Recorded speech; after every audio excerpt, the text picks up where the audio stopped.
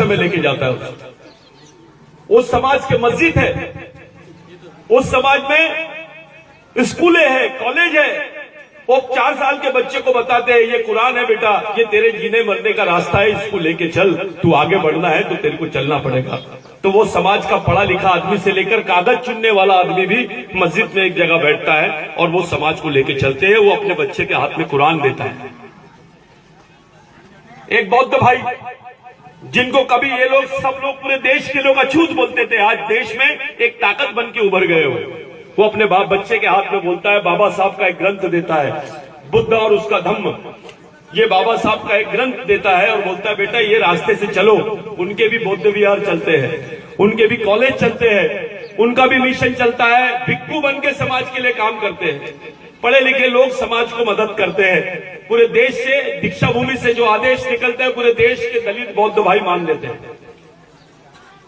वो भी समाज आगे बढ़ गया, उनका भी मिशन है। क्रिश्चियन लोगों का मिशन देखो, उनके चर्च है, स्कूल है, दवाखाने हैं। उनके लोगों के 16 साल की भी लड़की रहेगी तो सफेद कपड़े पहन के समाज के लिए काम करने से लग जाते हैं। ब्राह्मणों को देख लो, अपने बच्चे को आरएसएस में डालते हैं। पूरे मंदिरों में उनका कब्जा है, आज देश में राज है उनका। वो भी अपने बच्चे के हाथ में रामायण महाभारत देते हैं, उनको बताते ये रास्ता है तुम्हारे को बेटा आगे बढ़ना है, ये अपने इसमें अपना इतिहास है, इसको लेके चलो। आपको अगर आपके बच्चे ने बोला,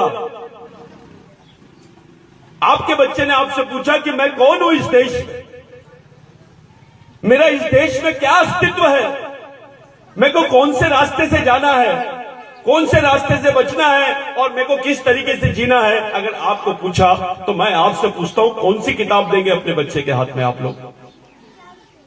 क्या है आपके पास? क्या बचा है अपने समाज में देने के लिए? अपने बच्चों को, आने वाली पीढ़ी को बचाने के लिए तुम्हारे पास कुछ है क्या?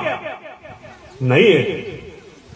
इतना टूट गया अपना समाज की एक किताब भी हम अपने बच्चों को नहीं दे सकते। रे बकरा भी अपने बच्चे को, बकरी भी पाल लेती है, गाय भी पालती है, कुत्ता भी पालता है अपने बच्चे को।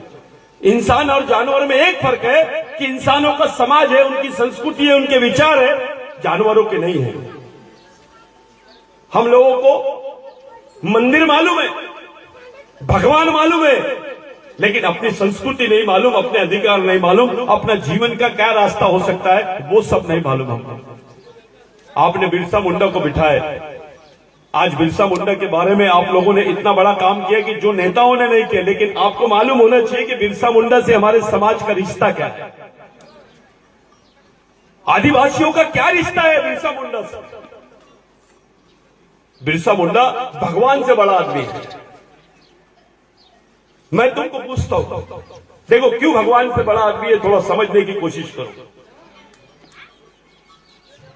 इस देश में आदिवासी अगर जिंदा है तो सिर्फ इसलिए जिंदा है क्योंकि उसके पास में जमीन है।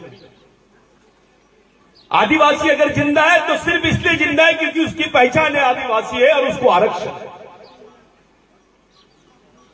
1898 में 1 लाख आदिवासी मरे थे, 1 लाख, और वो पूरे आदिवासियों का संघर्ष बिरसा मुंडा के नेतृत्व में चल रहा था। पूरे देश में ऐसा माहौल बन गया था कि आदिवासी पूरे विद्रोह कर रहे हैं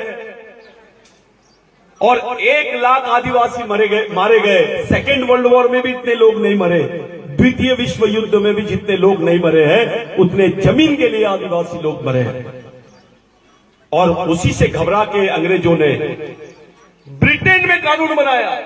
जब अंग्रेजों का 7 देशों पर राज्य था, उन्होंने कानून बनाया कि आदिवासी की जमीन गैर आदिवासी आदमी नहीं ले सकता है, और गैर आदिवासी तो क्या सरकार भी नहीं ले सकती है। यानी आदिवासी इस देश का मूल मालिक है। ये बिरसा मुंडा के आंदोलन से हमारे समाज में आया, देश ने जाना उसको और हमारे बीच में अधिकार मिले। आदिवासियों का अंगूठा लगा लेते थे, 2 गिलास पानी के लिए, 1 मुट्ठी चावल के लिए, 1 मुट्ठी नमक के लिए आदिवासियों के अंगूठे ले लिए इन्होंने और उनकी जमीनें हड़प लिए। ये बात बिरसा मुंडा को मालूम था, इसलिए बिरसा मुंडा ने एक कानून बनाया। तब कोई देश का संविधान नहीं था, तब जो भी चलता था अंग्रेजी हुकूमत के माध्यम से चलता था। एक तरफ से आदिवासी तीर कमठा से लड़ रहे थे, दूसरी तरफ से वो लोग बंदूकों से और तोप से लड़ रहे थे। उस लड़ाई में जीते और उस लड़ाई की वजह से आदिवासियों को इस देश में जमीनें मिलना शुरू हुई।